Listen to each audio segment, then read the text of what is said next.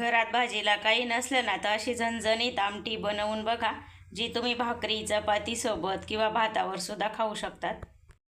नमस्कार मैत्रिणींनो, स्वागत आहे तुमचं पुष्पा पाटील किचनमध्ये. आज आपल्याला साधी सोपी आणि पटकन होणारी अशी रेसिपी करायची आहे, ती म्हणजे शेंगदाण्याची झणझणीत आमटी.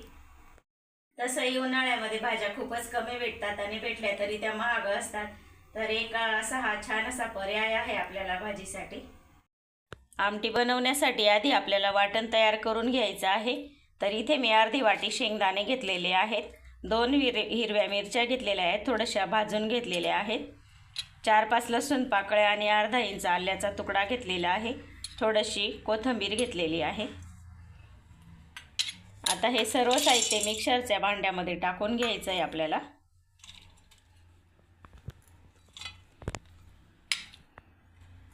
आणि याला आधी पाणी न घालताच वाटू थोडंसं, नंतर पाणी घालू.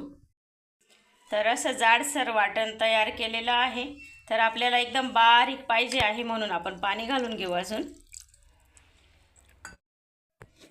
तर हे बघा, असं बारीक असं वाटण तयार करून घेतलेलं आहे. असंच करून घ्यायचं आहे आमटीसाठी.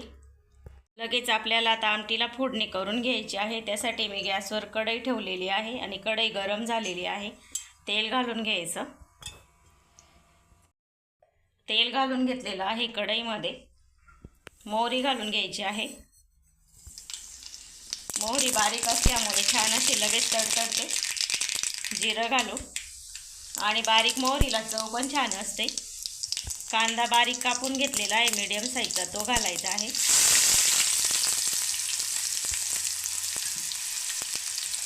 थोडासा परतवून घेऊ. कढीपत्त्याची काडी घेतलेली आहे मी, बारीक आहे त्याच्यामुळे काडी सकटच घालणार आहे. माझ्या झाडाचा आहे, इथे झाड लावलेलं आहे मी, त्याचाच आहे. मिक्स करून घेऊ थोडंसं. 1 चमच हिंग घालायचं आहे आपल्याला.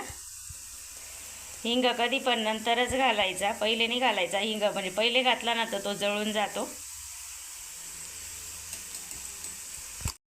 कांदा छान असा परतला गेलेला आहे. आता आपण याच्यामध्ये पावडर मसाले घालून घ्यायचे आहेत.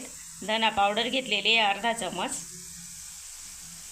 मिरची पावडर घेतलेली आहे अर्धा चमचला थोडीशी वरती आहे, कारण आपण त्याच्यामध्ये हिरवी मिरची सुद्धा घातलेली आहे. 1/2 चमच हळद घेतलेली आहे आणि 1/2 चमच गरम मसाला आहे. थोडंसं मिक्स करू. आता याच्यामध्ये आपण जे शेंगदाण्याचं कूट केलेलं आहे ते घालून घ्यायचं आहे. आलं लसूण आणि मिरची सुद्धा त्याच्यातच आहे. आता थोडंसं हे वाटण परतवून घ्यायचं आहे आपल्याला. जास्त परतवायची काही गरज नाही आहे, कारण आपण शेंगदाणे आणि मिरची सुद्धा भाजून घेतलेली आहे. पण थोडंसं असं परतवून घेऊ. हे बघा, छान असं परतवून घेतलं. तेल सुटेपर्यंतच परतवून घेतलं मी. बघा, तेल छान असं सुटलेलं आहे. एकदम छान असा सुगंध आलेला आहे कढीपत्त्याचा. याच्यामध्ये तुम्ही टोमॅटोसुद्धा घालू शकता. आपण जेव्हा कांदा परततो ना, तर थोडासा कांदा परतल्यानंतर टोमॅटो घातला तरी चालतो. प्रत्येक भागामध्ये थोड्याफार प्रमाणात, म्हणजे याच्यामध्ये आता पाणी घालून घ्यायचं आहे. पाणी मी इथे गारच वापरत आहे, गरम पाण्याची काही गरज नाही आहे, गार घातलं तरी चालणार आहे.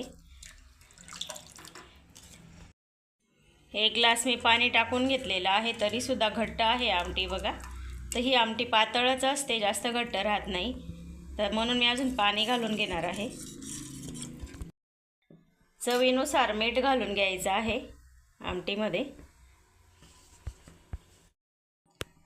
आता मोठ्या गॅसवर आपल्याला छान अशी उकळी आणून घ्यायची आहे. तर छान अशी खळखळून उकळी येऊन गेलेली आहे आमटीला. बघा, आता गॅस मीडियम करायचा आहे आणि 3 ते 4 मिनिट आमटी छान अशी उकळून घेऊ. मोठ्या गॅसवर 1 मिनिटभर आणि नंतर 3 ते 4 मिनटं मीडियम गॅसवर मी आमटी उकळवून घेतलेली आहे. आणि बघा, किती छान अशी तर्री आलेली आहे आमटीला. तर तयार आहे आपली शेंगदाण्याची आमटी. वरून थोडीशी बारीक चिरलेली कोथिंबीर घालू. आपण वाटणामध्ये पण घातली होती, अजून थोडीशी वरून घातली तर अजून चव भारी लागते. मी आमटी एका भांड्यामध्ये काढून घेतलेली आहे आणि मस्त अशी झणझणीत आपली आमटी तयार आहे. शेंगदाण्याची आमटी करायला अतिशय सोपी असते, पण खायला खूपच चविष्ट अशी लागते. ही गरम भाकरीसोबत खाण्यापेक्षा शिळ्या भाकरीसोबत तुम्ही खाऊन बघा, एकच नंबर लागते चवीला. तुम्हाला ही झटपट रेसिपी आवडली असेल तर लाईक करा, शेअर करा, सबस्क्राईब करायला विसरू नका. धन्यवाद.